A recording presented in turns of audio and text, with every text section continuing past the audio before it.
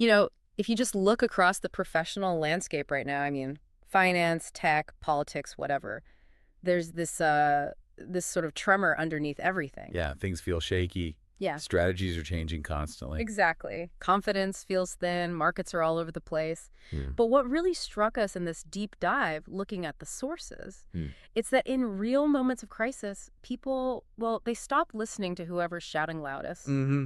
They look for something else. They turn to the voice they actually trust, the most trustworthy one. And that's the core idea, isn't it? Mm. We've often treated integrity as, a nice-to-have moral thing. Right, like a bonus.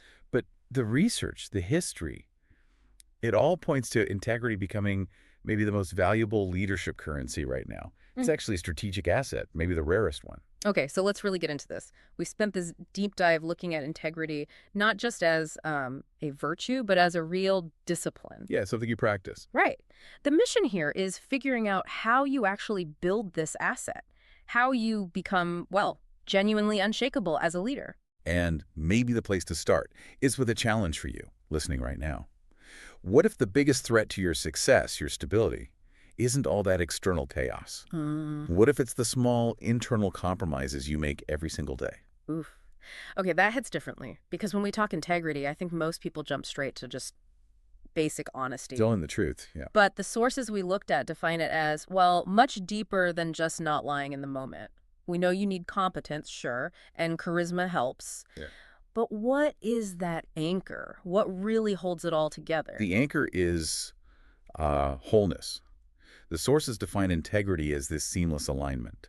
It's when what you believe deep down, what you actually say out loud, and what you do, when they all match Like up. even when no one's watching. Especially when no one's watching. Yeah. It's living the truth.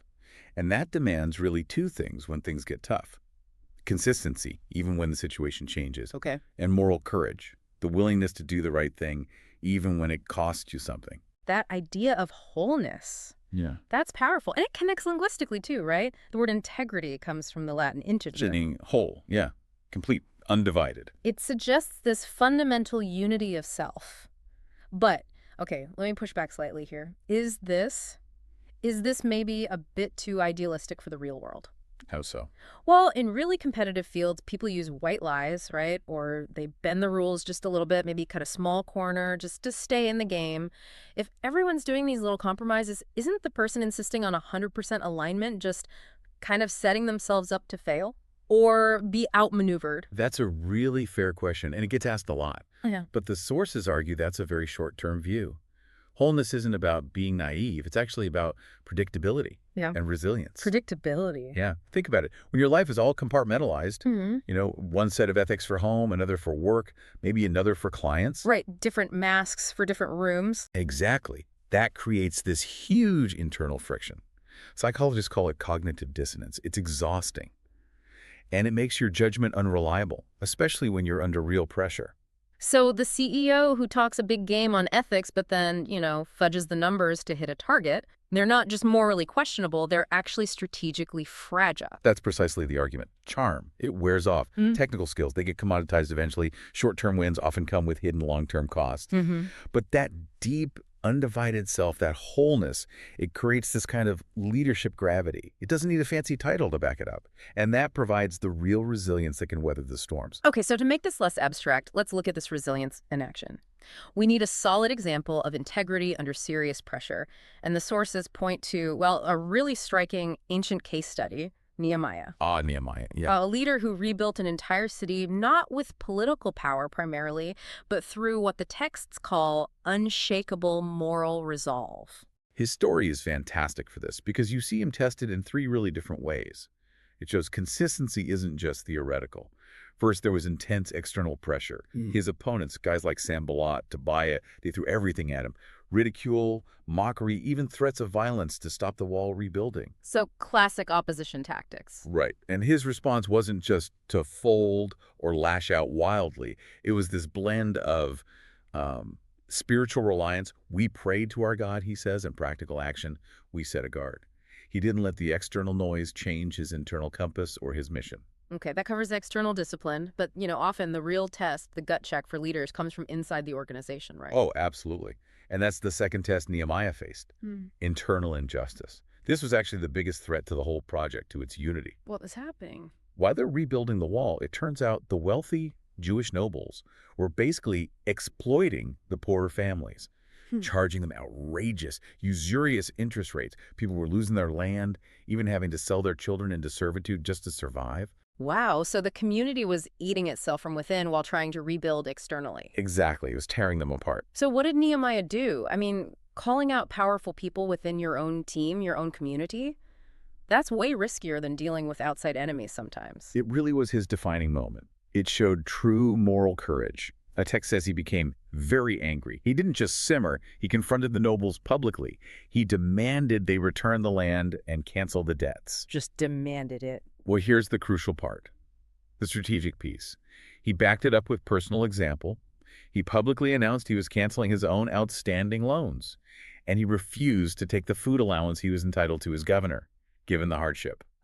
Okay. He put his money where his mouth was, literally. Precisely. He didn't just preach sacrifice, he lived it. He sacrificed his own financial gain to restore the community's ethical foundation. That's how he turned his moral authority into real organizational unity. His character became the culture, in a way. You got it. And then there's the third test, deception. His enemies tried to trick him. They tried to lure him into the temple, saying his life was in danger, trying to get him to hide there. Why was that a trick? Because it would have been against Jewish law for him, as a layman, not a priest, to take refuge inside the temple itself. It would have compromised his principles. Using fear to make him break his own rules. Exactly, a classic trap. But his response was immediate. Should such a man as I run away, I will not go in. He refused to trade his principles for what looked like an easy, safe option. Expediency lost out to integrity. So connecting this back for leaders listening today, the result of all this, that stability he created wasn't just theoretical. The wall got finished. And an incredible 52 days. Yeah, astonishing speed. Which seems to prove the point. Credibility isn't about marketing spin. It's built, like you said, brick by brick, decision by decision. His personal integrity directly unlocked the team's potential. And that success, built the right way, forces us to look really hard at the counterfeits. If integrity is the real deal, the valuable currency, then we absolutely have to get better at spotting the fakes. Right, because if we're treating integrity as a discipline, we need to know the threats. Which brings us to those common things that often get mistaken for integrity, especially, I think, in today's sort of performance-obsessed culture. There are three big ones the sources highlight. Yeah. Charm, technical competence, and focusing only on short-term wins.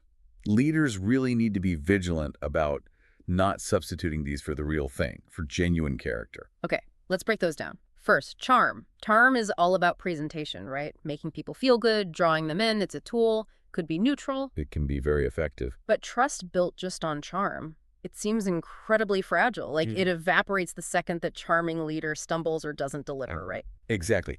And the sources warn charm without integrity underneath it. That's basically manipulation.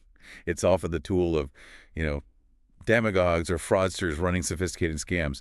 They look fantastic on the surface. All polish. All polish, but you peel back a layer or two and there's just nothing solid holding it up. Okay, counterfeit number 2, technical competence.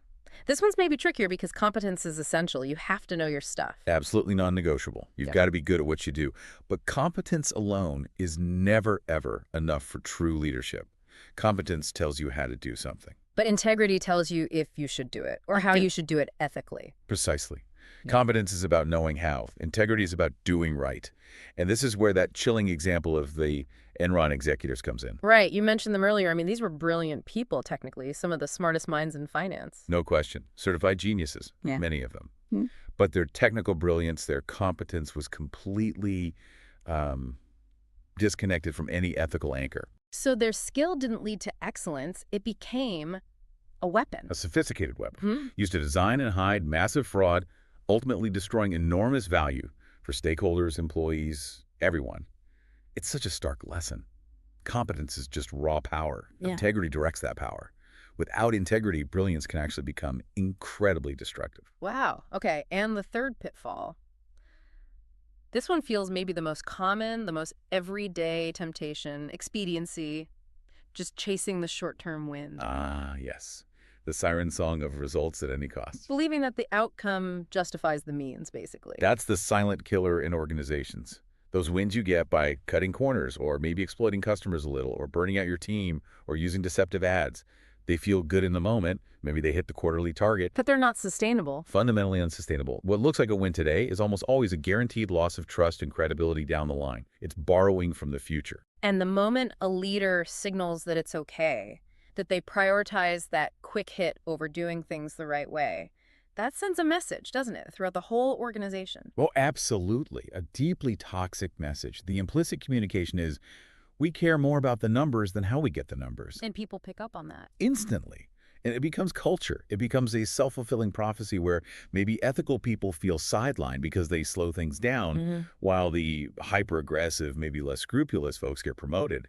And that inevitably leads to decay, good people leaving, and eventually some kind of crisis, regulatory, PR, whatever. So the key check then, for any leader listening, for yourself, is always asking not just, did we hit the goal, but how? Exactly. How are these results achieved? And, critically, was every step we took to get here ethical? Was it sustainable? And if the answer to that second part is no, or even, well, maybe not entirely, then you haven't actually secured a win. You just booked a future liability. This whole deep dive, it really hammers home that integrity isn't some lofty abstract goal. It's a practice, a rigorous daily leadership discipline. Something you actively work on. Yeah.